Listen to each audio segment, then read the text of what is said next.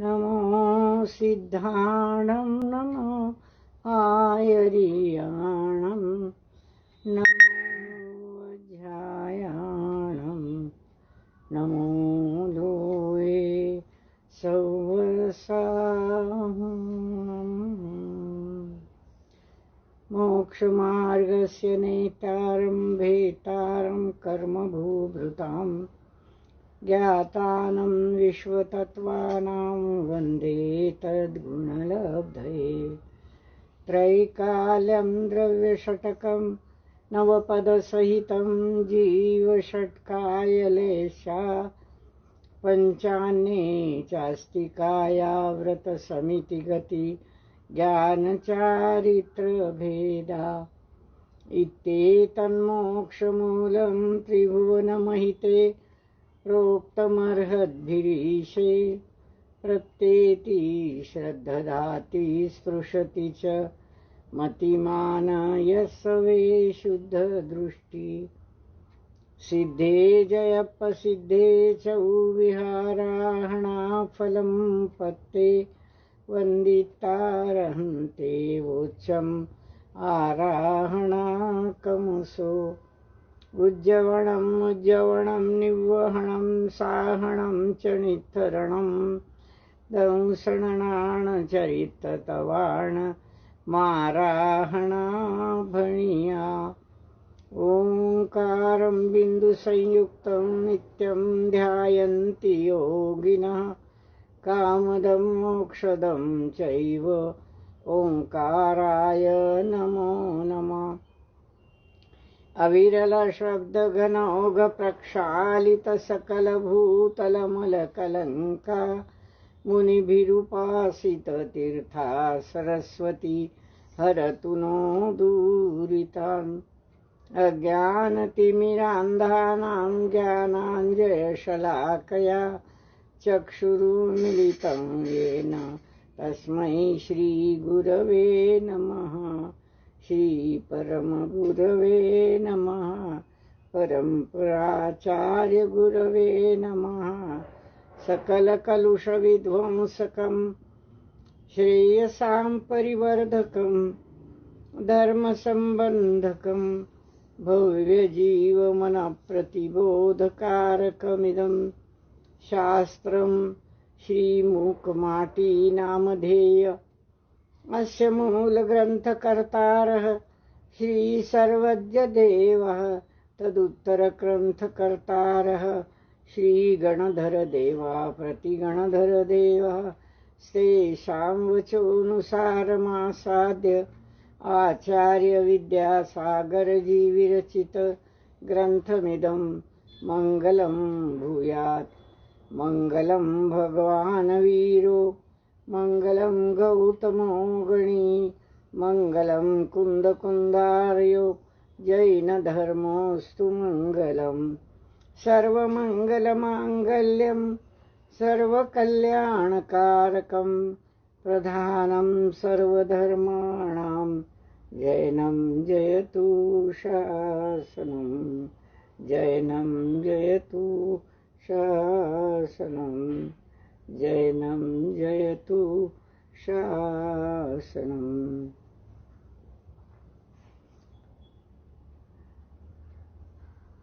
परम पूज्य आचार्य गुरुवर के चरणों में त्रिवार नमोस्तु नमोस्तु नमोस्तु। गुरुजनों के चरणों में त्रिवार नमोस्तु नमोस्तु नमोस्तु। साधर्मी बहनों और भाइयों, सस्नेह जय जिनेन्द्र। जल्द ही 2021 खत्म होने जा रहा है और 2022 का उदय होने वाला है। दिन निकलते जा रहे।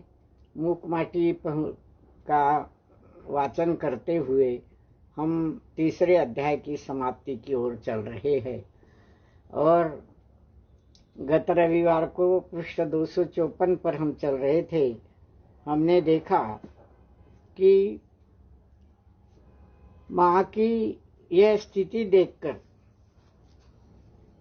सागर द्वारा, जल द्वारा, बादलों द्वारा, राहु द्वारा जो माँ को कष्ट दे रहे हैं, उसमें शिल्पी को बड़ी तकलीफ होती है और वह चिंता करता है कि इस दुख का अभाव कब होगा प्रभु।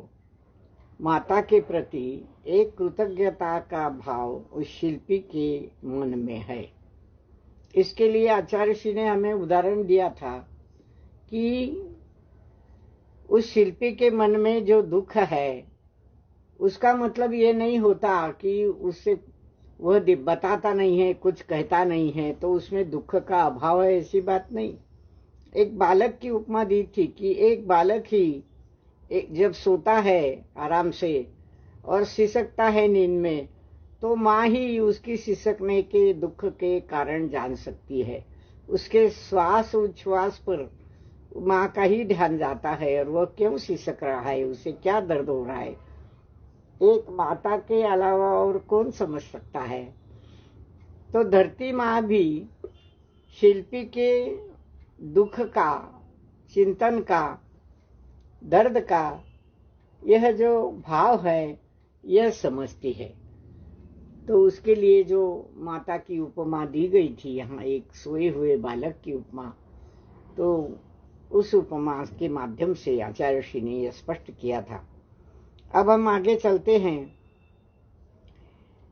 मुख मुद्रा को विकृत करता हुआ आक्रोश के साथ क्रंदन नहीं कर रहा है, इस कारण उसमें दुख का अभाव का निर्णय लेना सही निर्णय नहीं माना जा सकता। बालक की बात बताई थी। अब आगे चलते हैं। मांग दुख का अभिव्यक्तिकरण नहीं है यहाँ, परंतु दुख की घटाओं से आच्छन्न है अंदर का आकाश। इसका दर्शन यदि अंतर्यामी को भी नहीं होगा तो फिर किसकी आंखें हैं वे इसे देख सके और तुरंत ही सजल हो, सांत्वना दे सके। शिल्पी का दुख देखकर धरती माँ के मन में उसके प्रति दया भाव का होना सहज स्वाभाविक है। शिल्पी पूछता है कि यह दुख का अभाव कब हो, इस अभाव का अभाव कब हो। तो मांग करना, अभाव की दुख का नष्ट होने की मांग करना, यह दुख के अभिव्यक्तिकरण नहीं है, कोई साधन नहीं है दुख का, दुख की अभिव्यक्ति नहीं है यह, परंतु दुख की छटाओं से आच्छन्न है अंदर का आकाश। शिल्पी के अंदर का आकाश दुख की घटाओं से आच्छादित है। दुख की घटाएं आकाश में सागर जल के तत्व के द्वारा भेजी गई, प्रलय लाने हेतु भेजी गई घटाएं हैं, बादल हैं। यहाँ शिल्पी के मन में भी अभाव के दुख के बादल है और उनका दर्शन यदि अंदर के आकाश का दर्शन यदि अंतर्यामी को नहीं होगा तो फिर किसकी आंखें हैं जो उसे देख सके और तुरंत ही सजल हो, सांत्वना दे सके। बाहर के बादलों का दर्शन तो सब कोई करते हैं, उस घनघोर वर्षा, मूसलाधार वर्षा के होने वाले कष्ट से सभी परिचित होते हैं, क्योंकि वो दिखती वस्तुएं हैं, आंखों से दिखती है। पर अंदर जो दुख के बादल उमड़ते हैं, उस आकाश का दर्शन, जिसमें ये बादल उमड़ते हैं दुख के, उस आकाश का दर्शन, अंतर्यामी आकाश का दर्शन, और उस दर्शन का आभास किसको होता है? किसी को नहीं होता। कोई इसे सजल आंखों से देख नहीं सकता। वो तो जिसका उसका ही उसे दिखाई देता है, पता चलता है कि अंदर क्या दुख जल रहा है। कोई नहीं बोलता, इसका मतलब यह नहीं कि उसके मन में दुख नहीं है, परंतु उसकी सजल आंखें उसको सांत्वना नहीं दे सकती। उसके अंदर दुख का बादल घिरा हुआ है, छाया हुआ है। और इस प्रकार दुख की समवेदना अंतर्यामी में जब होती है तब उसकी सांत्वना कोई नहीं कर सकता, जिसकी उसको करनी पड़ती है। अब किसकी आंखें हैं वे इसे देख सके, अंदर का दुख कोई देख नहीं सकता और तुरंत ही सजल हो सांत्वना दे सके, ऐसा कोई है? कोई नहीं। मां धरती का मान बच जाए प्रभो, जल का मान पच जाए विभो। परीक्षा की भी सीमा होती है, अति परीक्षा भी प्रायः पात्र को विचलित करती है पथ से। पाथेय के प्रति प्रीति भी घटती है, बार बार दीर्घ श्वास लेने से धैर्य साहस का बांध हिलता है, दरार की पूरी संभावना है। हाय, अकाल में ही जीवन से हाथ धोना पड़ेगा क्या? शिल्पी के मन का दुख दर्द कोई देख नहीं सकता, कोई उसे सांत्वना देने जैसा योग्य है ही नहीं, क्योंकि अंतर्यामी दुख कोई बांट नहीं सकता। तो उसके मन में क्या चल रहा है, शिल्पी के मन में, कि मां धरती का मान बच जाए प्रभु, कोई प्रलय उस पर ना आने पाए, उसका मान बच जाए। आचार्य आचार्य ही मान की मर्यादा का, मान के भाग्य का, मान के एक प्रकार से आदर का, कृतज्ञता का भाव हमेशा ही आचार्य ऋषि के मन में रहा है। और इसी भावना को यहाँ व्यक्त करते हैं कि मां धरती का मान बच जाए किसी भी तरह, प्रलय में न छा जाए धरती से। जल का मान पच जाए विभो, जल का मान पच जाए। जल में जो मान कषाय बढ़ा है, वह मान कषाय वो पचा ले, अर्थात उसका नाश हो जाए। कोई बात जब हम पचा लेते हैं, जैसे पेट में हम अन्न खाते अन्न पच जाता है, इसका मतलब उस अन्न से हमारा जो पोषण होना है वो हो जाता है और बाकी मैल जो है वो निकल जाता है। उसी प्रकार कषाय से सागर का कषायों के उसके मन में, सागर के मन में जो कषाय भाव है, मान कषाय है, वह मिट जाए, उसका नाश हो जाए। जल का मान पच जाए विभो, हे प्रभु। विभो, प्रभो, विभो कहते हैं, प्रभो भी कहते हैं। जो वैभव का धनी है वह विभु है, और यह संबोधन है विभो। तो हे विभो, जल का मान पच जाए। अरे भाई, परीक्षा की भी कोई सीमा होती है, कितनी परीक्षा लेगा? अति परीक्षा भी प्रायः पात्र को विचलित करती है पथ से। जिसकी परीक्षा ली जाती है उस पात्र को, उस परीक्षार्थी को अति परीक्षा के कारण वह अपने पथ से विचलित भी हो सकता है। कितनी बार परीक्षा लोगे, कितनी बार कष्ट दोगे? इस प्रकार वह जिस मार्ग से चलना चाहता है उस मार्ग को वह चल चल कर थक जाता है, मार्ग पर चल चल कर थक जाता है, तो वो उस मार्ग के प्रति उसका पथ जो है वो विचलित हो जाता है, चलने का कार्य विचलित हो जाता है, मानो वह बैठ जाता है, आगे चलना नहीं चाहता क्योंकि थक जाता है। कितनी बार परीक्षा देना? एक बार, दो बार, तीन बार, चार बार, कई बार परीक्षा देने के बाद भी जब यश प्राप्त नहीं होता तो परीक्षा देने वाले का मन भी घबरा जाता है, थक जाता है और वह आगे चलकर परीक्षा नहीं देना चाहता। वह पथ से विचलित होने का भय निर्माण हो जाता है। तो अति परीक्षा भी प्रायः पात्र को यानी परीक्षार्थी को विचलित करती है पथ से। गुरु अगर कोई शिष्य की बार बार परीक्षा करे तो बार बार परीक्षा देने पर भी उसे पास न करे तो शिष्य भी विचलित हो जाता है अपने पद से, पाथेय के प्रति प्रीति भी घट जाती है। जो संबल, जो पाथेय, राह में चलते हुए राहगीरों के साथ जो एक ढाढ़स, एक साहस, एक प्रतिज्ञा उसके मन में होती है कि मुझे यह पार करना है, मुझे जाना है, मुझे चलते रहना है, तो इस प्रकार का जो एक दृढ़ भाव उसके मन में होता है, मानो वह उसके लिए पाथेय है। जैसे कोई यात्रा करने वाले यात्री अपने साथ में खाने पीने का सामान रख लेते हैं, पीने का पानी रख लेते हैं, उनका पाथेय व्यवहार से कहलाता है।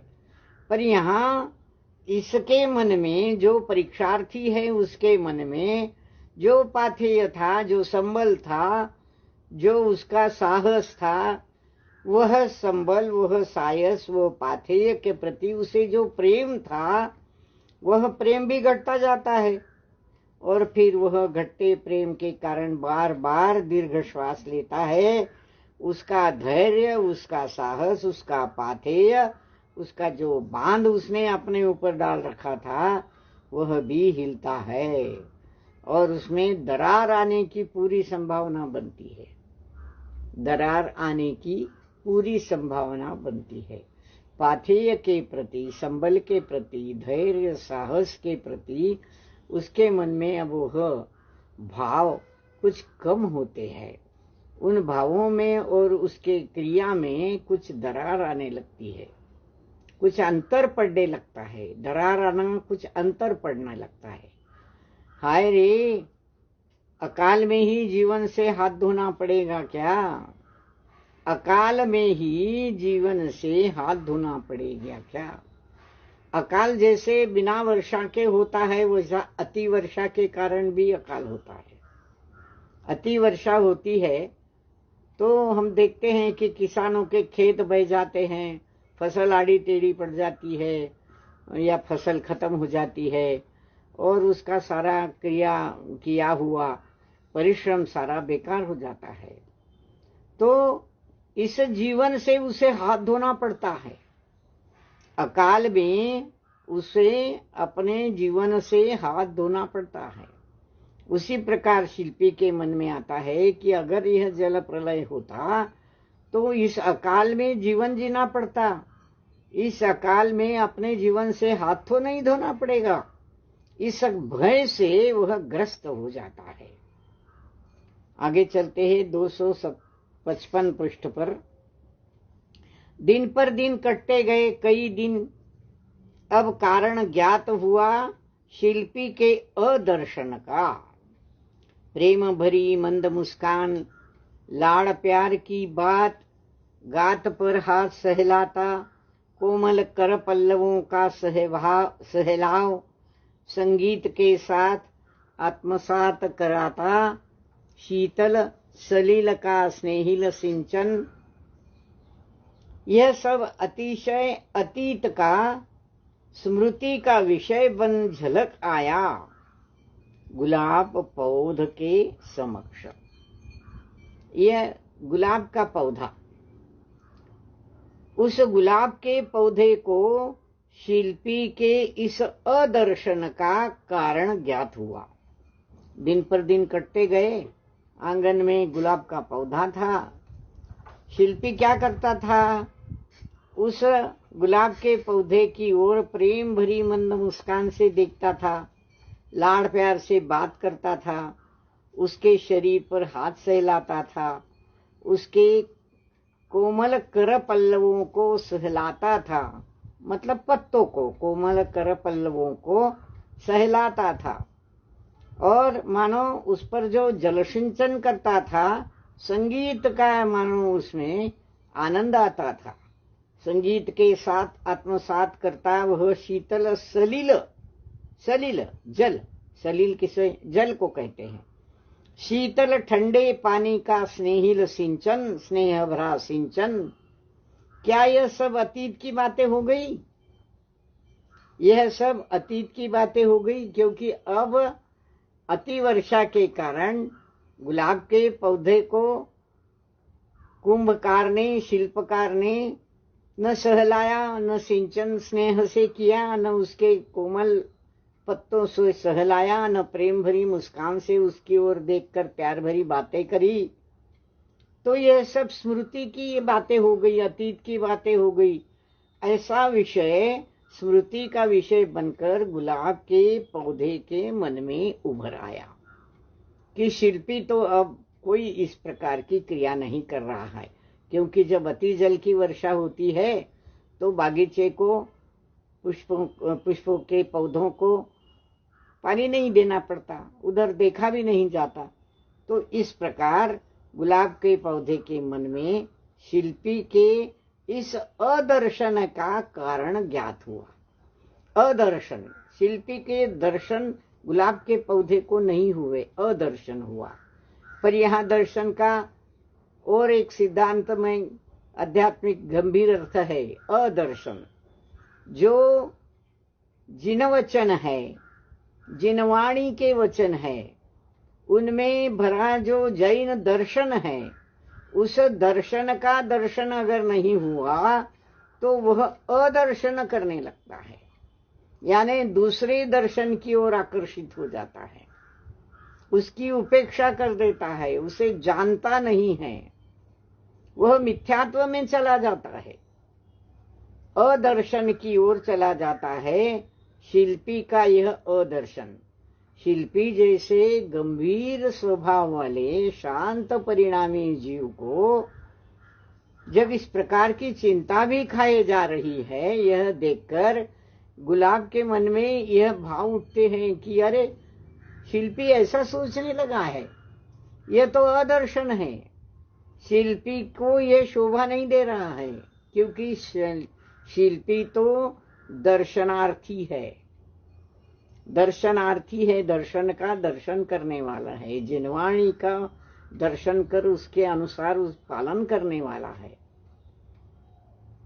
तो इस अदर्शन का दर्शन, शिल्पी के अदर्शन का दर्शन देखकर गुलाब के पौधे के मन में उसके सारे प्रेम भरे सहवास की स्मृतियां उभर आती है। और पौधों ने दृष्टिपात किया, तुरंत सुदूर प्रांगण में आसीन शिल्पी की ओर।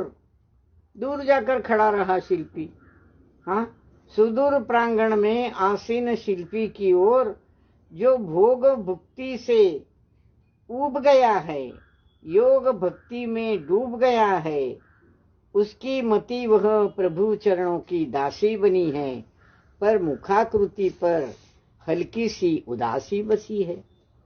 गुलाब के पौधे ने शिल्पी की ओर देखा। शिल्पी उस प्रांगण में दूर जाकर बैठा था, गुलाब के पौधे से दूर जाकर बैठा था। कैसे उसका चेहरा कैसा लग रहा था, भोग भुक्ति से वह उब गया है, भोगों के कारण जैसे वह उब गया है, भोगों से उब गया है और योग भक्ति में डूब गया है। किसी प्रकार के भोग वह नहीं कर रहा है और वह योग में डूब गया है। जब योग में डूब जाता है तो बाहरी विभाव, बाहरी विकल्प मन को खाने लगते हैं। मन वचन काया के योग में डूबना विकल्पों में डूबना है। और इस प्रकार कुंभकार के शिल्पी के मन में जो योग भक्ति डूब रही है, वह यह कि अकाल में ही जीवन से हाथ धोना पड़ेगा क्या, तो विकल्पों की चिंता में डूब रहा है वह। तो भोग भक्ति से उब गया लगता है और योग भक्ति में डूब गया है। उसकी मति वह प्रभु चरणों की दासी बनी हुई है। उसकी मति, उसकी बुद्धि, उसका ज्ञान प्रभु चरणों की जो दासी बनी थी, बानी है, और उसके मुखाकृति पर हल्की सी उदासी भी बनी है। मुख पर हल्की सी उदासी भी है, क्योंकि चिंता खाई जा रही है उसको। क्या होगा अगर प्रलय में सब धरती डूब गई तो क्या होगा, मेरा क्या होगा, मेरा झोपड़ा बह जाएगा, सारे बने बनाए कुंभ गल जाएंगे, ये चिंता नहीं। इस धरती माँ की रक्षा कैसे हो, ये चिंता उसको खाए जा रही है और एक उसके मुख पर हल्की सी उदासी बसी है।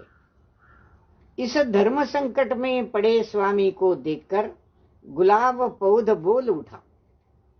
अब वह शिल्पी को कुछ कहना चाहता है। धर्म संकट में पड़े स्वामी को देखकर। धर्म संकट क्या? धर्म संकट कब होता है कि जब ये करे कि वो करे, ऐसा मन में जब दुविधा निर्माण हो जाती है तो मनुष्य धर्म संकट में पड़ जाता है।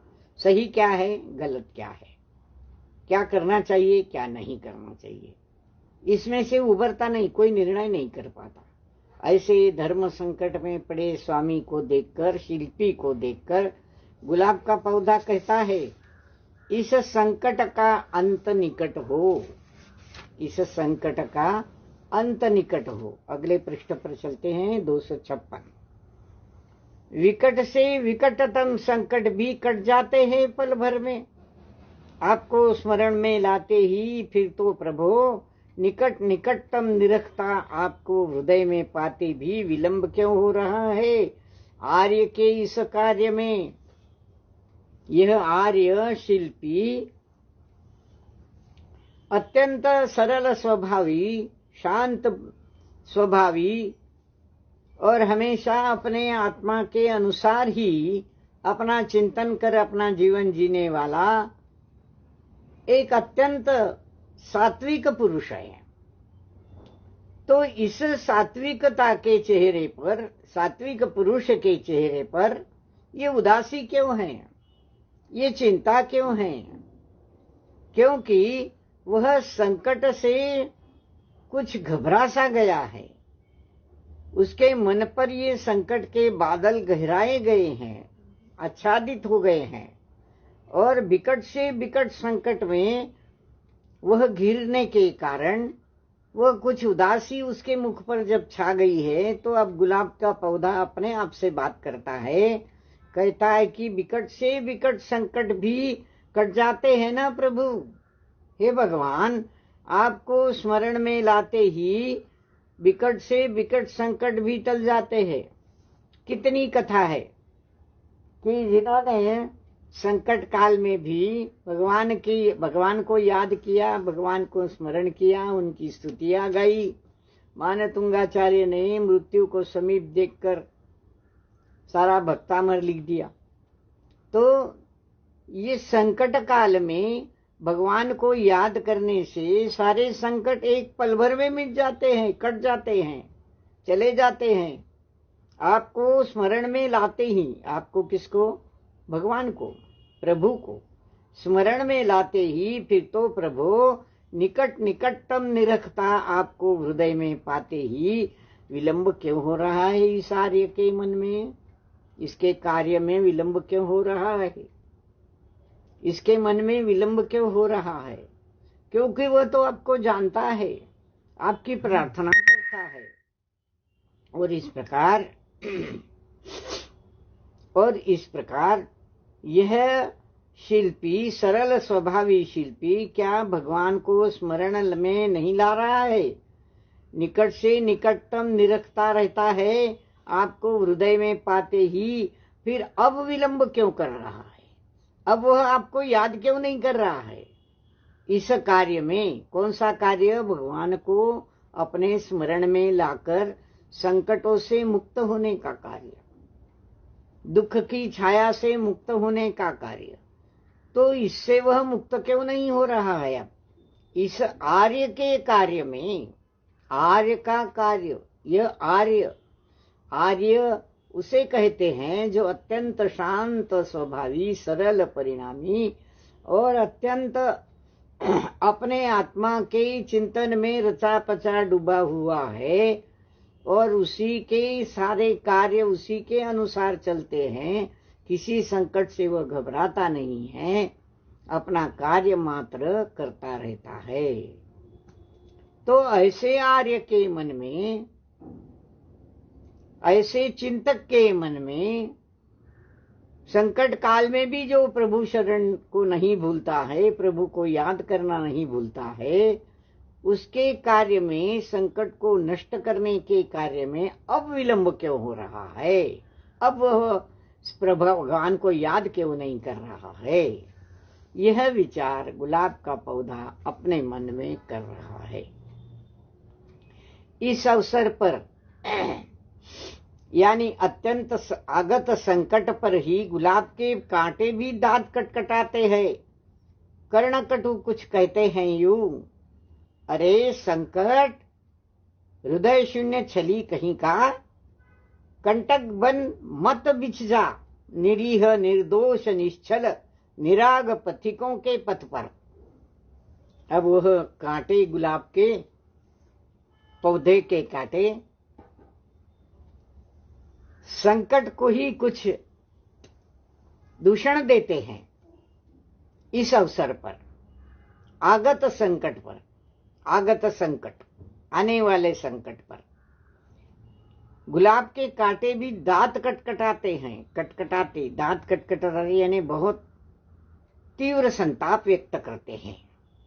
और कर्णकटु शब्द इस प्रकार वह कहते हैं, अरे संकट सुन, हृदय शून्य छली कहीं का, अरे तेरे पास कोई हृदय नाम की चीज भी है या नहीं? तू छली है, छलने वाला है। कंटक बनकर मत बिछ जा,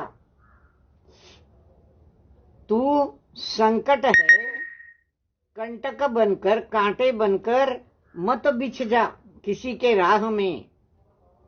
किसके राह में? निरीह निर्दोष निश्चल निराग पथिक के पथ पर। कांटे बनकर मत बिछ जा। कांटे बनकर तू बिछ जाएगा तो उसका चलना मुश्किल हो जाएगा। अरे संकट, तू क्यों उसकी स्मृति में आ रहा है? उसके पथ में क्यों कांटे बिछो रहा है? तू हृदय शून्य है, छली है। कांटे बनकर मत बिछा। कांटे कांटे को कहते, संकट को कहते हैं कि तुम कांटे बनकर मत बिछो। स्वयं कांटे संकट को कहते हैं कि तुम हृदय शून्य हो, छली हो। इस निश्चल निरीह निर्दोष निराग पथी के रास्ते में, मार्ग में तुम कांटे बनकर मत बिछ जाओ। कितने सुंदर स्वभाव के लिए विशेषण उपयोग में लाए गए हैं। कैसा है शिल्पी हमारा? निरीह है, बच्चों जैसा, निर्दोष है, उसमें कोई दोष नहीं है स्वभाव में। निश्चल है, किसी का छल नहीं करता। निराग है, उसमें कोई राग नाम की चीज नहीं है। तो निराग पथिकों के ऐसे पथ पर तू कांटे बनकर मत बिछ। ये संकट उसके जीवन में, उसकी राह में तू कांटे बनकर मत बिछ जाना। अपना हट छोड़, अब तो हट जा, पथ से दूर कहीं चला जा, वरना कांटे से ही कांटा निकाला जाता है। यह पता नहीं तुझे? ध्यान रख, कुछ ही पलों में पता ही न चलेगा तेरा। कांटे संकट को कहते हैं, रास्ते में मत बिछ, नहीं तो क्या होगा? पहले तो अपना हट छोड़ दे। देखिए नीति कैसे काम आती है।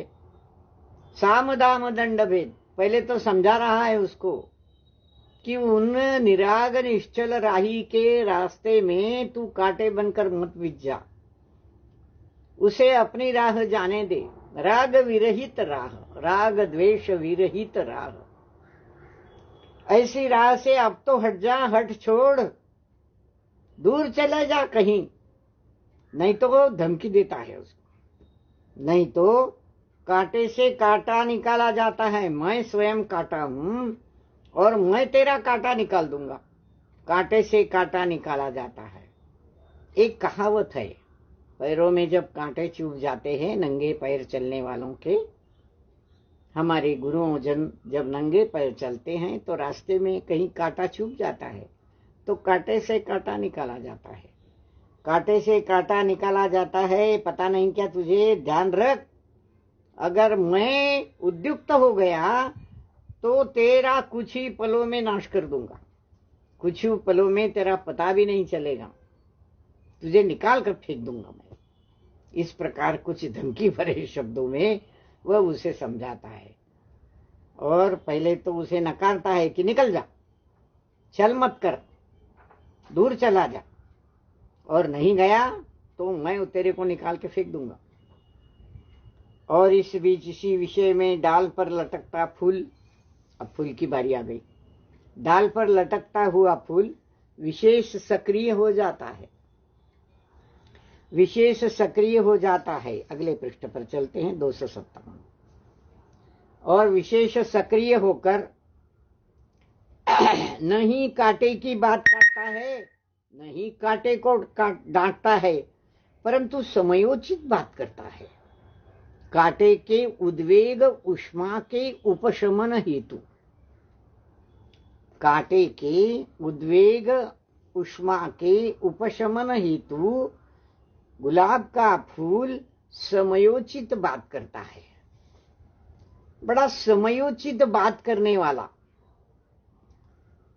एक प्रकार से उसके स्वभाव में ऐसा कुछ गुण है कि जो बिल्कुल ठीक तरह से चिंतन करता है, क्या उचित क्या अनुचित, इसका मेल वो करता है।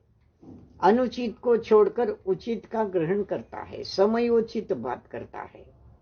बैलेंस प्रकृति जिसे हम कहते हैं, बड़ा ही संतुलन उसकी बातों में होता है। ऐसे कुछ लोग होते हैं समाज में भी कि जो बड़े संतुलन से बात करते हैं। वक्ता होते हैं, गुरुजन होते हैं, कभी अपना समयोचित स्वभाव नहीं छोड़ते, समय को देखकर बात करते हैं और ऐसी बात करते हैं हित मित प्रिय वचन, ऐसी बात करते हैं। तो फूल विशेष सक्रिय होकर न कांटे की बात काटता है, न कांटे को डांटता भी है, परंतु समयोचित बात करता है। और किस लिए ऐसी समयोचित बात करता है कि कांटे को जो उद्वेग आया था, उद्वेग का उष्मा चढ़ गया था, ज्वर चढ़ गया था, उसको गर्म हो रहा था, वो उसका उपशमन करने हेतु वह ऐसी समयोचित बात करता है, संतुलित बात करता है, उसका उपशमन करे।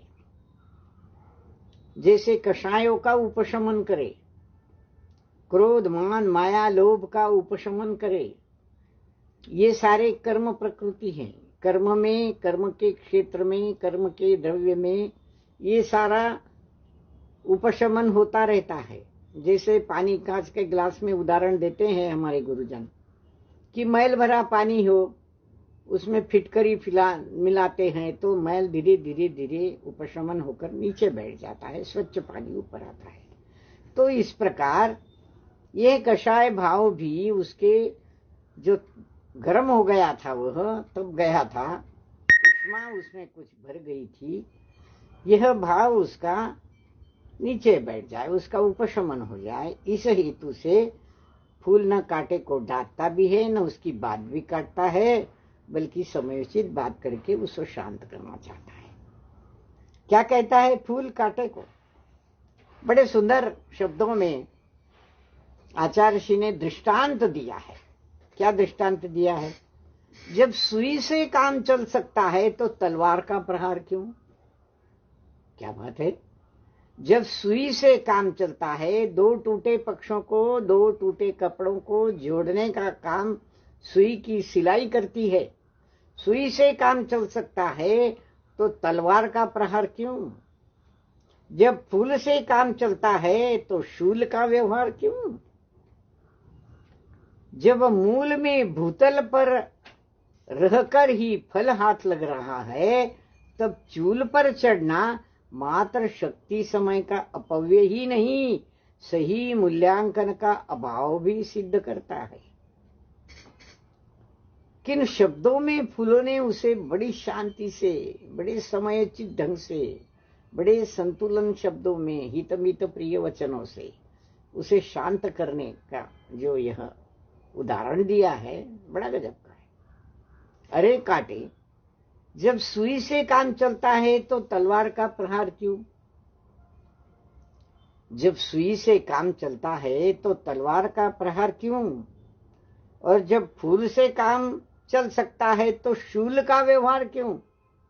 अरे मैं बैठा हूं नहीं यहां, मैं अपना काम करूंगा, तू कांटे मत चुभो, बीच बीच में कांटों जैसी बातें मत कर, शूल का व्यवहार मत कर, कांटे से कांटा मत निकाल। जब मूल में भूतल पर रहकर ही फल हाथ लग रहा है, मूल में भूतल पर रहकर ही फल हाथ लग रहा है। देखिए वृक्ष के चूल में ऊपर शिखर पर फल लगते हैं, हवा से हिलते हैं, तो उन्हें जमीन पर खड़े होकर भी उन फलों को उतारा जा सकता है किसी वस्तु का सहारा लेकर। पके हुए फल तो अपने आप गिर जाते हैं। तो जब भूतल पर रहकर ही फल मिल रहा है, तो चूल पर चढ़कर उस फल को तोड़ने का क्या मतलब है? क्यों चढ़ने के श्रम व्यर्थ परिश्रम किए जाए? तब चूल पर चढ़ना, शिखर पर चढ़ना, ऊंचाई पर चढ़ना शक्ति का अपव्यय नहीं तो क्या है? समय का अपव्यय नहीं तो क्या है? ऊपर चढ़ना समय का अपव्यय है, शक्ति का अपव्यय है। तो इसे एक विचारशील प्रकृति के अनुरूप प्रकृति वाला वचन फूल उसे समझाते हैं कि जब जमीन पर रहकर तुझे अच्छे फल खाने को मिलेंगे तो तू क्यों ऊपर चढ़ने का परिश्रम कर रहा है? सुई से काम चले तो तलवार के प्रहार मत करिए, जोड़ने की बात करिए, तोड़ने की बात मत करिए। तब चूल पर चढ़ना मात्र शक्ति समय का अपव्यय ही नहीं, सही मूल्यांकन का अभाव भी सिद्ध करता है। सही मूल्यांकन का अभाव है तुझ में। हे कांटे, तू सही मूल्यांकन नहीं कर सकता। किस बात का मूल्यांकन? जमीन पे रहकर पेड़ के ऊपर ऊपर ऊपर शिखर पर ऊंचाई पर लटकने वाले फल पके हैं या नहीं, वे खाने को मिलेंगे या नहीं, वे नीचे गिरेंगे या नहीं, इसकी चिंता में क्यों डूबता है? जब वे पक जाएंगे तो अपने आप गिर जाएंगे, तुझे यहां खड़ा रहकर ही वे खाने को मिल जाएंगे। तब फिर तू उन फलों का सही मूल्यांकन नहीं कर सक रहा है। तो तुझ में सही मूल्यांकन का अभाव है कि कौन से फल पके हैं, कौन से फल कच्चे हैं, कौन से खाने चाहिए, कौन से नहीं खाने चाहिए, कौन खाने योग्य हो रहे। आम के पेड़ के नीचे खड़ा जो उस बागीचे का माली है, वो देखता है ऊपर हरे हरे आम नहीं तोड़ेगा, वो पके पके जो पीले पड़ रहे हैं आम, उन आम के गिरने की प्रतीक्षा करेगा। और इस प्रकार उनका वो सही मूल्यांकन करेगा कि कौन सा फल चखने योग्य है। तो देखिए इसमें गंभीरता इतनी है, अपने क्रिया का, अपने कृति का, अपने विचारों का, अपने भावों का क्या फल मिलेगा, इसको सोचकर उन भावों का, उन विचारों का, उन क्रियाओं का हमें मूल्यांकन करना होगा। अगर हमें सही फल मिलने की आकांक्षा है तो हमें उनका मूल्यांकन करके यह निर्णय लेना पड़ेगा कि कौन सी क्रिया, कौन सा भाव, कौन सा विचार हमें करना चाहिए।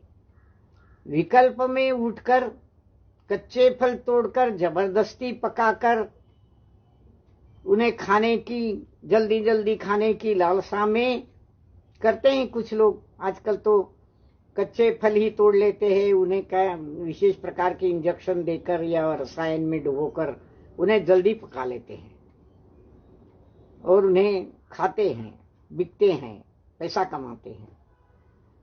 ये सही मूल्यांकन नहीं है। तो इसमें सही मूल्यांकन का अभाव ही दिखाई दे रहा है। फलों का मूल्यांकन करना अपने कर्मों का मूल्यांकन है।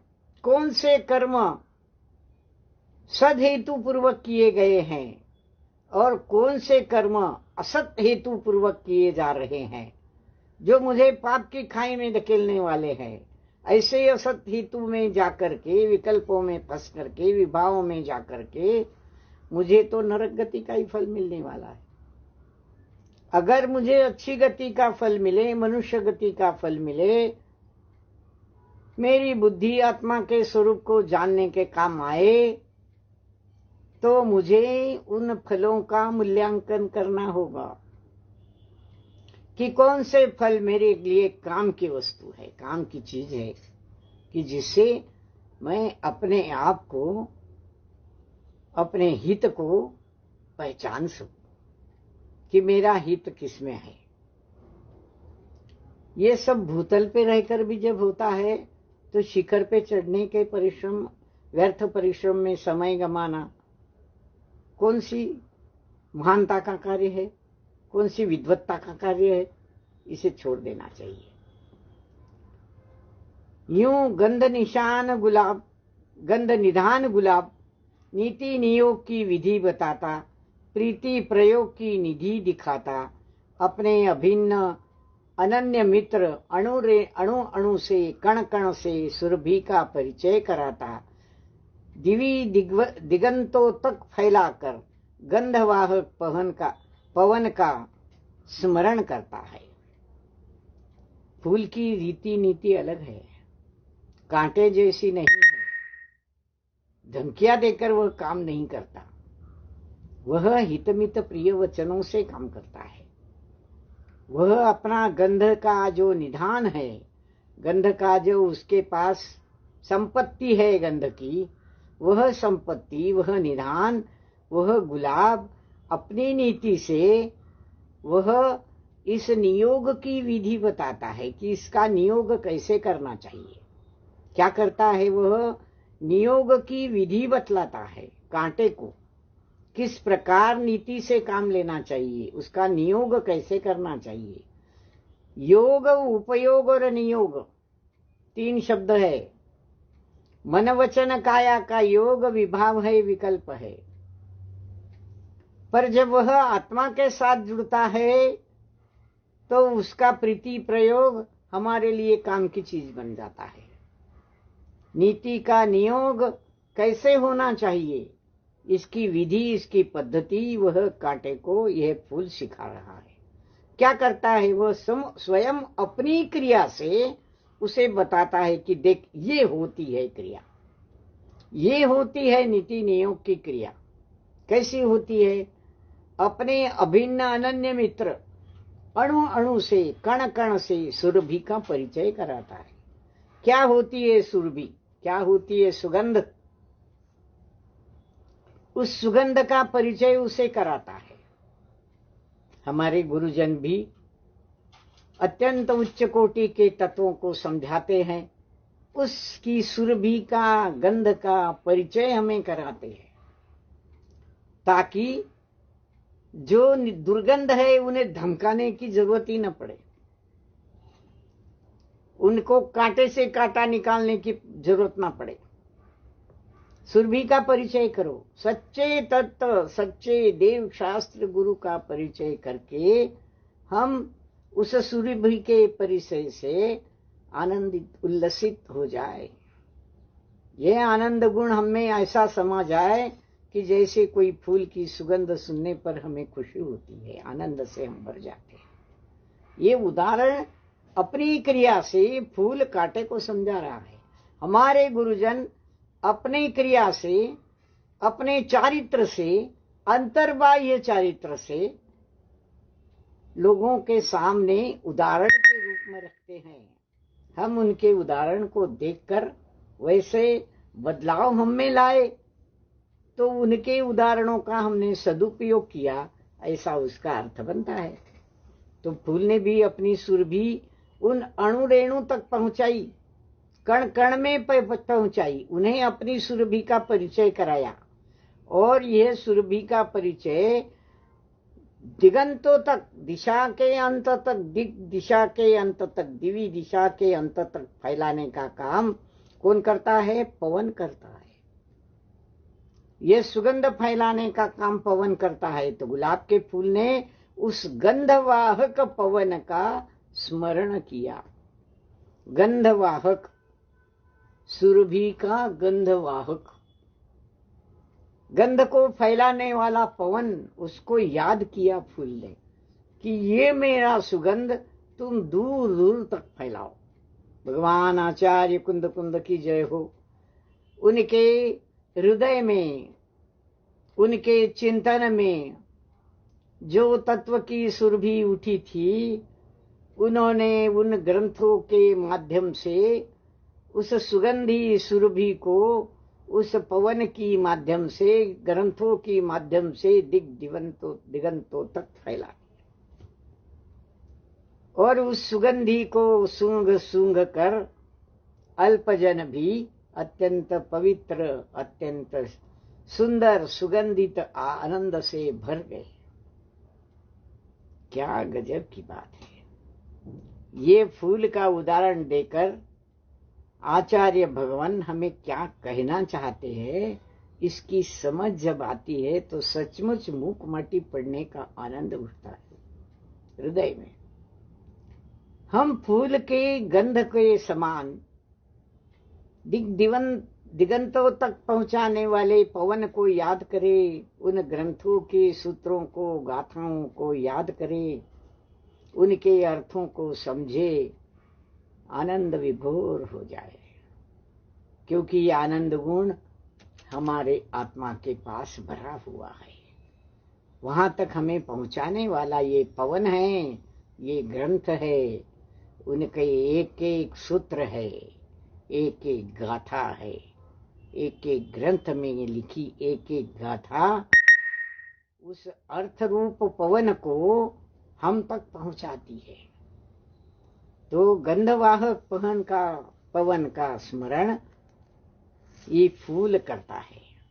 कुछ एक क्षण निकलते हैं, विनय विश्वास विचारशील प्रकृति के अनुरूप प्रकृति वाला वन उपवन विचरण धर्मा। थोड़ा सा अगले पृष्ठ पर। वसंत वर्षा तुषार धर्मा, सब ऋतुओं में समान कर्म, जीवन के क्षण क्षण में मैत्रिक भाव का आस्वादन करता, जीवन के क्षण क्षण में पैतृक भाव का अभिवादन करता, पवन का आगमन हुआ। पवन को बुलाया फूल ने, पवन का आगमन हुआ, पवन आया। कैसा है पवन? आचार्य के उत्तुंग शब्दों में पवन का वर्णन भी देखिए, कितना उल्लसित करते हैं ये शब्द अपने मन में। कुछ एक क्षण निकले, विनय विश्वास विचारशील, ऐसा पवन विनय से भरा हुआ, विश्वास के विचारशील भावों से भरा हुआ, अपनी प्रकृति के रूप अनुरूप प्रकृति वाला, प्रकृति के अनुरूप, सृष्टि के अनुरूप, इस निसर्ग के अनुरूप अपनी प्रकृति को ढालने वाला, उपवन वन उपवन विचरण धर्म, उसका धर्म है। वह वन उपवन में विचरण करता रहता है, घूमता रहता है। पृष्ठ 258। वसंत वर्षा तुषार धर्मा, वसंत ऋतु में भी वर्षा ऋतु में भी वह तुषार धर्मा, ऐसा पवन, तुषार धर्मा पवन, क्योंकि उन तुषारों को वर्षा ऋतु में ऊपर से आकाश से पड़ते जल की धाराओं को भी ये पवन सारे दिगंत में फैलाता है। खेतों में, खलिहानों में, गांवों में, शहरों में, ग्रामों में, सब तरफ फैलाने का काम करता है। सब ऋतुओं में समान कर्म है उसके, कोई भी ऋतु हो उसके लिए सब समान है। ऐसा समान धर्मा समान कर्मा, जीवन के क्षण क्षण में यह पवन मैत्रिक भाव का आस्वादन कराता है। मैत्रिक भाव, सत्वेषु मैत्री हम कहते हैं ना, गुणियों का एक प्रकार से आदर करते हैं हम। गुणियों का आदर करने में आनंद आता है, सत्वों से, सात्विकों से मैत्री करने में आनंद आता है। तो पवन भी मैत्रिक धर्म है, सबसे मैत्री है उसकी। कोई भी ऋतु आए, वर्षा ऋतु आए, वसंत ऋतु आए, कोई भी ऋतु आए, वो सबके साथ वह समान व्यवहार करता है। जीवन के क्षण क्षण में मैत्रिक भाव का आस्वादन वह करता है और जीवन के क्षण क्षण में पैतृक भाव का अभिवादन करता है। पैतृक भाव, पैतृक भाव किसे कहेंगे? पुत्र के नाते जो अपने माता पिता के प्रति आदर भाव, कर्तव्य का बोध होता है, वह पैतृक भाव है। धरती माँ के प्रति पवन के मन में भी ऐसा ही पैतृक भाव है। माता के रूप में वह उसको पूजता है, उसका काम करता है, सब में मैत्रिक भाव जगाता है। ऐसा पैतृक भाव, पुत्र का कर्तव्य बोध, ऐसा पैतृक भाव वह अभिवादन करता है उसका, पवन का, ऐसे गुणी पवन का, जिसमें इतने गुण भरे हुए हैं, ऐसे गुणी पवन का आगमन हुआ, आ गया पवन। ऐसे व्यक्तित्व के संबंध में ही संतों की ये पंक्तियां मिलती हैं कि जिसकी कर्तव्य निष्ठा वह काष्ठा को छूती मिलती है, उसकी सर्वमान्य प्रतिष्ठा, उसकी सर्वमान्य प्रतिष्ठा तो काष्ठा को भी पार कर जाती है। संतों के वचन हैं ऐसे, संत ऐसा कहते हैं। ऐसे व्यक्तित्व के संबंध में, पवन धर्मा व्यक्तित्व के संबंध में, इतने गुणों से, सद्विचारों से, पैतृक भाव से, मैत्रिक भाव से जो लबालब भरा हुआ है, ऐसा पवन, ऐसे व्यक्तित्व के संबंध में ही संतों ने ये कह रखा है कि जिसकी कर्तव्य निष्ठा यह काष्ठा को छूती है। काष्ठा से मतलब यहां लकड़ी नहीं लेना चाहिए, पराकाष्ठा, अंत को छूती है, बिल्कुल उसके बाद में कुछ छूने जैसा रहा ही नहीं, ऐसी पराकाष्ठा के कार्य वह काष्ठा को छूती है, पराकाष्ठा को छूती है।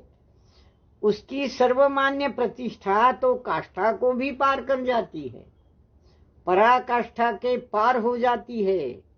ऐसी सर्वमान्यता उस व्यक्तित्व को प्राप्त होती है, ऐसे संतों के वचन हैं।